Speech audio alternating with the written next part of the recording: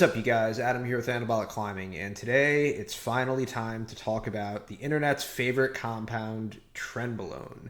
So if you guys like these kind of deep dives for rock climbers and various breakdowns of anabolics, please do not forget to hit that like, subscribe, and alert. Helps the channel out tremendously. Drop a comment if there's a compound that you want me to take a look at. But yeah, let's talk a little bit about trenbolone, the internet's favorite compound, why folks like it, what are the upsides, what are the downsides, and could we find a place for it in climbing? And if you guys have watched any of my content before, you'll probably know that I am not the biggest fan of this drug for a whole slew of reasons. On the other hand, though, the rest of the internet seems to disagree. Derek from More Plates, More Dates, I think, has over 8 different videos on trenbolone, ranging from his series of Tren Chronicles to Tren the movie, taking Tren for 10 weeks while playing video games and not working out. And there's a reason why this is one of those compounds that the internet loves.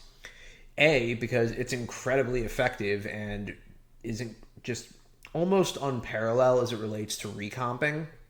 Because of the built-in nutrient partitioning in trenbolone, it's amazing for both cutting fat and retaining and or growing in a deficit.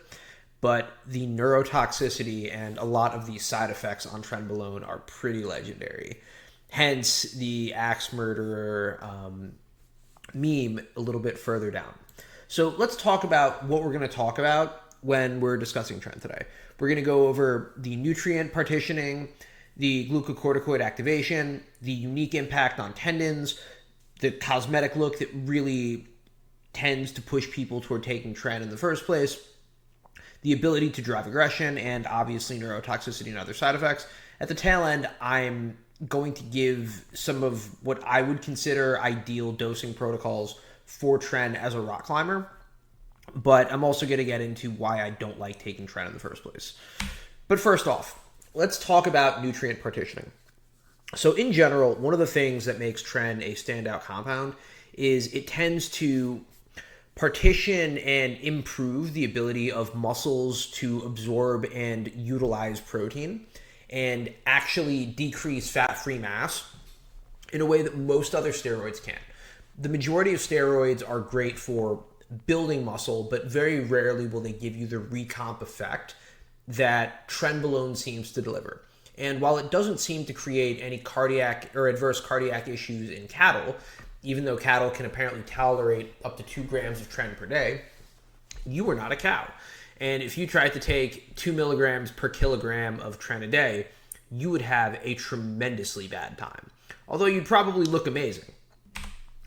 So one of the things that trenbolone has is it seems to both be incredibly anti-inflammatory, but it also works on the glucocorticoid receptor.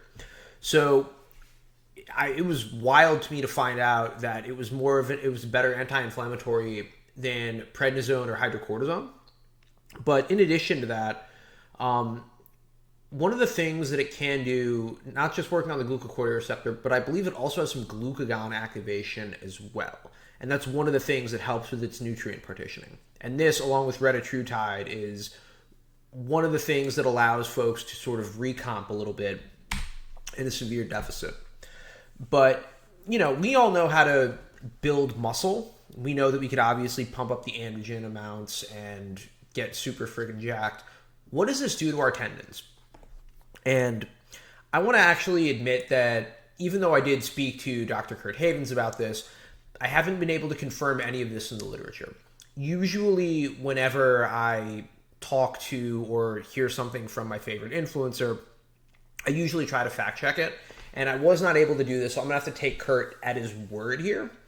But when I spoke to him, he said it seems to downregulate type 1 collagen, which is the type that we are looking for, and upregulate type 3. So it seems to be suboptimal as it relates to tendon development. Does this mean that your tendons are going to feel like glass? Probably not. There are a lot of arm wrestlers in particular that absolutely love Tren.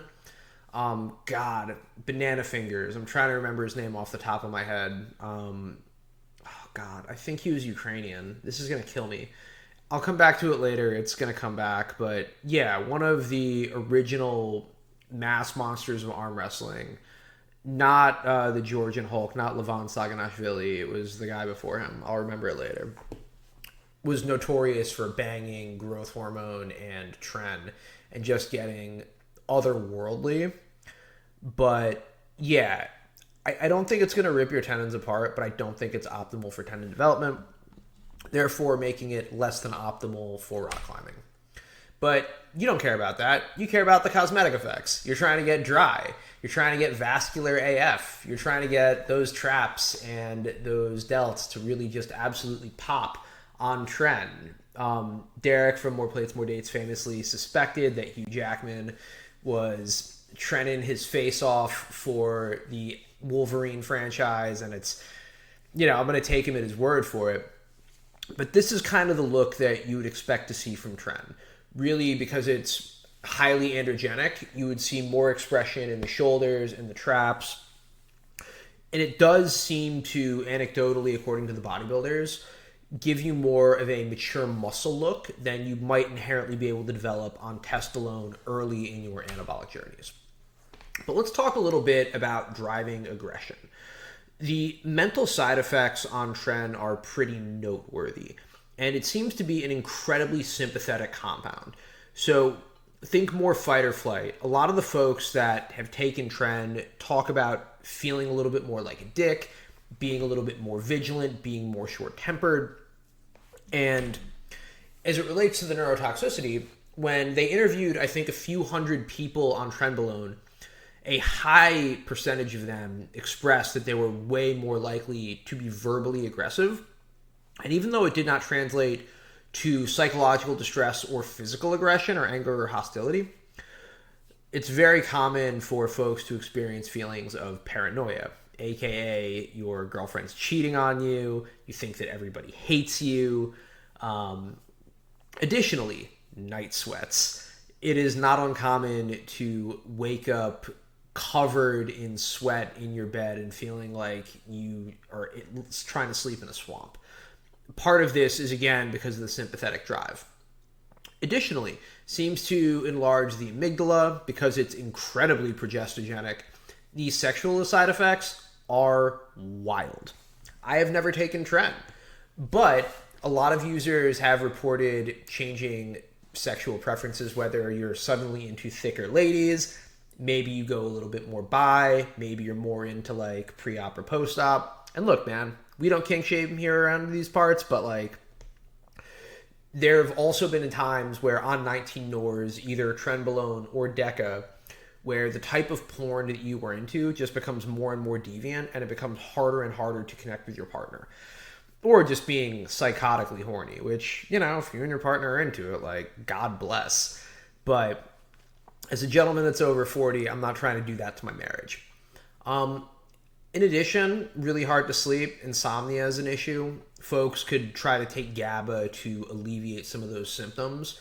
I've heard of folks putting, if you can't afford one of those air-conditioned mattresses, some folks talk about maybe putting a towel over a fan under your sheet so you have a little bit more airflow into it.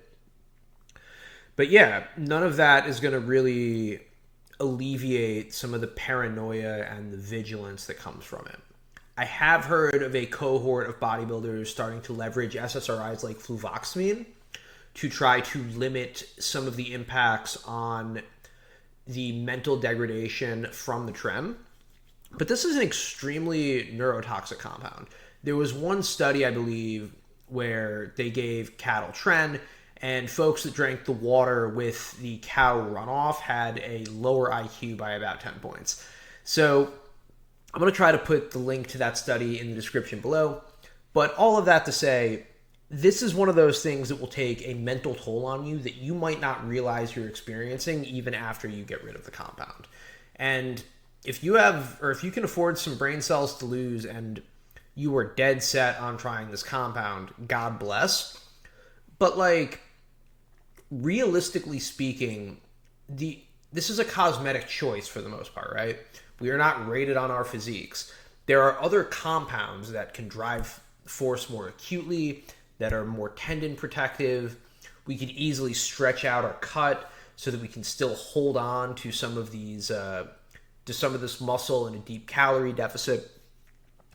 It's not like we need tren to be able to send the next grade. It's just one tool that we could potentially leverage. So as far as some of the protocols here, I've got 2 of my own and 1 from a Mr. Vigorous Steve. He has really popularized the 5 milligram per day or 35 milligrams a week of trenanthate. His rationale is this way you could get some of the glucagon and glucocorticoid benefits while minimizing some of the night sweats and the neurotoxicity. He says he's fine on 35 milligrams of tren a week. I'm going to take his word for it. Personally, if I'm doing a ballistic climb, I'm going to leverage things that drive acute force production, whether that's test suspension, whether that's Anavar, Winstrol, YK11. You could do Turinabol, Anadrol, Superdrol. These are all compounds more commonly found in powerlifting than folks that are just running tren on the day. But if you said that, hey, Adam, I don't care, I want to do tren for like my really big dyno, what would I do? You know, what I would do in that situation is maybe I would do 50 milligrams of tren ace for the 3 days leading up to it. Short acting ester, but this way I can be fully aggressive and fully sympathetic by the time it's time to pull on that rock. The other option is 50 to 150 milligrams of tren suspension, which is tren no ester, and just immediately getting ready to go full psycho. Do I think that any of like the tren protocols make sense for climbers? Fucking no. Sure, you could do the 35 milligrams a week, but you could also just do 70 milligrams of Anavar and have a similar result or have a better result for force production. Or you could just use any other anabolic, or even if milligram for milligram tren was stronger, would you be happier running 100 milligrams of test and not having brutal mental side effects versus 35 milligrams of tren? If you tolerate 19 NORs, amazing.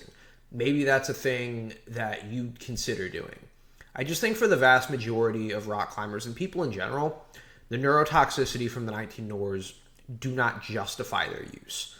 Then again, though, I'm not your dad. If you feel compelled to run tren as a rock climber, you have my blessing. Just make sure you get your labs done, and yeah, you are prepared to be a little bit more of a prick to the people around you. Anyway, that's it for the breakdown on tren. I hope you guys enjoyed it. Please do not forget to hit the like, subscribe, and alert. Drop a comment if you want to support the channel.